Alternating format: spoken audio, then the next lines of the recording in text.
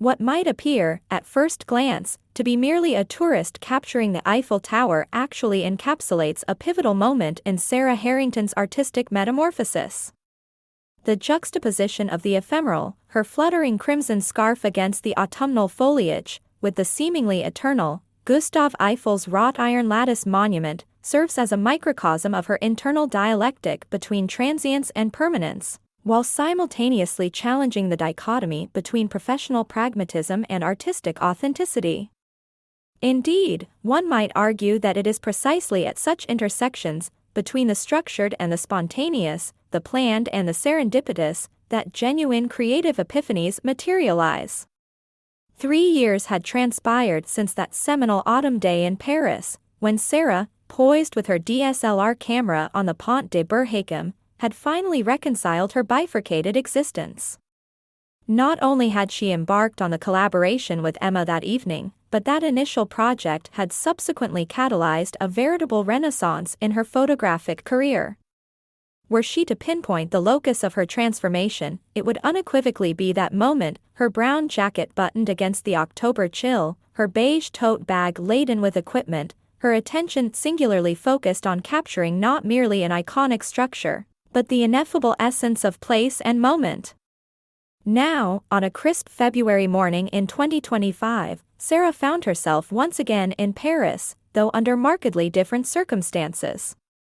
Her present vantage point was not a picturesque bridge, but rather the minimalist interior of Galerie Lumière, where the finishing touches were being applied to her first major solo exhibition, Chronotopes, Architectural Palimpsests in European Capitals. Only you would incorporate Bakhtinian literary theory into a photographic exhibition title, remarked Tom, who had flown in from London the previous evening specifically to attend the vernissage. Their friendship had evolved and deepened over the intervening years, weathering geographical separations and professional recalibrations with remarkable resilience.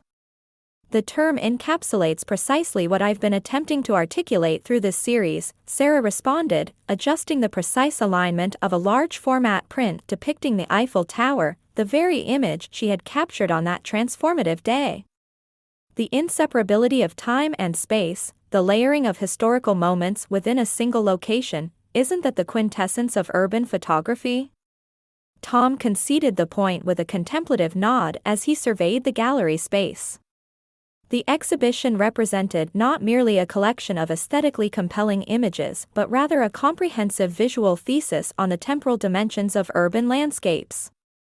Sarah had meticulously documented how architectural landmarks simultaneously embodied multiple historical epochs, from their original construction through various renovations, repurposings, and cultural recontextualizations. Had someone told me 3 years ago that my amateur enthusiasm for photography would culminate in this, Sarah mused, gesturing toward the exhibition catalog where her artist's statement appeared alongside scholarly essays by architectural historians and urban theorists, I would have dismissed it as hyperbolic fantasy. Not I, countered Emma, emerging from the gallery's back office where she had been finalizing details with the curator. The semiotic sophistication was evident even in your earliest work, though perhaps dormant rather than fully articulated. Emma's own career had flourished concurrently with Sarah's, though along a different trajectory. Having established herself as a preeminent documentary photographer focusing on architectural conservation, she had recently accepted an adjunct professorship at École Nationale Supérieure de la Photographie in Arles. The asymmetrical power dynamic that had once characterized their relationship, the established professional versus the aspiring hobbyist, had gradually equilibrated into a relationship of mutual respect and reciprocal influence. Might I suggest a subtle adjustment to the lighting on the Seine panorama? Emma proposed, indicating a triptych displaying the river at dawn, noon, and dusk. The current illumination somewhat diminishes the chiaroscuro effect that so distinguishes the dawn sequence. Sarah appreciated both the observation itself and the diplomatic manner in which it had been offered. Such exchanges exemplified the constructive professional rapport they had cultivated, one characterized by genuine critical engagement rather than perfunctory affirmation or competitive undermining. As the gallery technician adjusted the track lighting according to Emma's recommendation, Sarah found herself reflecting on the circuitous path that had led to this juncture. Never could she have anticipated that her surreptitious sabbatical from corporate responsibilities, initially camouflaged as extended personal leave, would transmute into a comprehensive vocational reorientation. The lighting modification accentuates not only the tonal gradations, observed Tom, but also the thematic progression from obscurity to illumination, both literal and metaphorical. Only rarely is it the case that photographic exhibitions simultaneously satisfy aesthetic expectations and conceptual rigor, contributed Dr. Elise Beaumont, the gallery's curator, who had been silently appraising the final arrangements. Too often, technical virtuosity serves as a surrogate for substantive ideation, or conversely, theoretical frameworks function as post hoc justifications for mediocre execution. Sarah acknowledged the implicit commendation with characteristic modesty.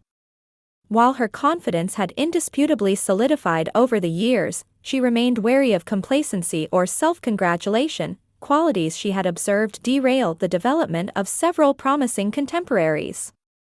The centerpiece of the exhibition, positioned strategically to command attention without dominating the visual flow, was a large-format diptych juxtaposing two images of the Eiffel Tower. The first, captured during her initial visit, depicted the structure from the Pont de Berhakem, framed by autumnal foliage. The second, taken precisely 3 years later from an identical position, presented the same composition in winter bareness, the skeletal trees revealing architectural elements previously obscured by verdant concealment. Seldom does one encounter such a perfect visual encapsulation of Heraclitus's river aphorism, remarked Elise. No man ever steps in the same river twice, for it's not the same river and he's not the same man. Your diptych demonstrates how neither the photographer nor the subject remain static across temporal intervals. It was serendipitous rather than premeditated, Sarah admitted. I had returned to the bridge to calibrate a new wide-angle lens, without consciously intending to recreate the earlier composition. Only during post-processing did the parallels and divergences become apparent, a fortuitous alignment of circumstance and unconscious artistic continuity. Therein lies the distinction between technical proficiency and artistic sensitivity, Elise responded. The former can be systematically cultivated, the latter emerges unbidden from sustained observation and reflection. Not only did you recognize the comparative potential, but you also possessed the curatorial discernment to position these images as dialogic rather than merely sequential. As the three women continued their professional discourse, Tom found himself momentarily abstracted from the conversation, struck by the profound evolution he had witnessed in Sarah over the years. The transformation extended beyond her photographic portfolio to encompass her entire demeanor. The tentative hobbyist had metamorphosed into a poised artist with a distinctive visual lexicon and theoretical framework. Should we not be attending to practical matters? Emma eventually inquired, consulting her watch. The vernissage commences in approximately 4 hours, and certain logistical elements remain unresolved. This pragmatic interjection, characteristic of Emma's meticulous organizational sensibilities, precipitated a flurry of activity. While Sarah reviewed the exhibition catalog for any typographical anomalies, Emma coordinated with the catering staff, and Elise briefed the gallery assistants on the anticipated attendance and protocol. Amidst this orchestrated chaos, Tom found himself momentarily alone with the Eiffel Tower diptych, contemplating not merely the images themselves but their metaphorical resonance. Here was empirical evidence of Sarah's artistic evolution, same subject, same compositional framework, yet profoundly different sensibilities informing the execution and post-processing. Remarkable, isn't it? Observed a voice behind him. Tom turned to find Philippe Moreau, the renowned photography critic whose theoretical writings had significantly influenced contemporary discourse on urban documentation. The technical progression is evident, certainly, but more compelling is the philosophical maturation, from documentation to interpretation. from observation to dialogue. Tom, though not a photographer himself, had absorbed sufficient theoretical context through his association with Sarah to engage meaningfully with the critique. The diachronic comparison reveals not only seasonal transformation but also perceptual evolution, how the photographer's gaze has been recalibrated through experience and contemplation. Precisely, affirmed Philippe. Photography, at its most profound, constitutes not merely a record of external reality but a cartography of internal landscapes, the photographer's evolving relationship with subject, medium, and self. He gestured toward the diptych's didactic panel, where Sarah had included a quote from Susan Sontag: "The photographer is now charging real life for the privilege of photographing it." As the afternoon progressed, the gallery gradually transformed from a workspace to a venue of celebration. The harsh utility lighting yielded to the strategic illumination designed to showcase the exhibition's narrative arc. Staff members, previously casual in their attire and demeanor, adopted the professional formality appropriate to such cultural events. Even the ambient soundscape shifted, the practical communications and mechanical adjustments supplanted by subdued classical music selected to complement rather than compete with the visual experience. Sarah emerged from the dressing room in an ensemble that subtly echoed the palette of her exhibition, a charcoal dress reminiscent of twilight urban skylines, accented with a scarf whose crimson hue precisely matched the one she had worn on the bridge 3 years prior. This sartorial continuity was deliberate, a personal acknowledgement of the journey's origin point, perceptible perhaps only to those intimately familiar with her narrative. "Nervous?" inquired Tom, offering her a glass of sparkling water. "Oddly, no," Sarah replied after a moment's introspection. 3 years ago, I would have been consumed by anticipatory anxiety, hyperconscious of potential criticism, preoccupied with technical imperfections, apprehensive about career implications. Now I experience primarily curiosity about how viewers will engage with these images, what dialogues might emerge, which interpretations I hadn't anticipated." This response epitomized Sarah's evolution, from seeking external validation to facilitating meaningful exchange, from fearing judgment to embracing diverse perspectives. Her relationship with photography had matured from tentative exploration to confident articulation, from personal passion to social discourse. As the gallery doors opened and the first attendees began to arrive, critics, collectors, fellow photographers, and art enthusiasts, Sarah found herself momentarily transported back to that autumn day on the Pont de Berhakim. She recalled the sensory details with remarkable clarity: the tactile sensation of her camera's textured grip, the auditory backdrop of tourist conversations in myriad languages, the olfactory notes of the Seine's distinctive petrichor following the previous night's rainfall, the visual juxtaposition of architectural permanence and seasonal impermanence. Had she not paused on that bridge, positioned her camera with deliberate precision, and captured that specific configuration of elements, would her subsequent trajectory have materialized? The question was simultaneously unanswerable and irrelevant, a counterfactual speculation that neither illuminated the past nor informed the future. What remained significant was not the hypothetical alternative but rather the actualized sequence, how a single moment of artistic attentiveness had catalyzed a comprehensive recalibration of priorities, perspectives, and possibilities. "Your exhibition has already generated substantial critical discourse," Emma mentioned, discreetly indicating several prominent art journalists engaged in animated conversation before a panoramic cityscape. Philippe Moreau's preliminary assessment is exceptionally positive. He specifically commended your sophisticated visual syntax and conceptual coherence.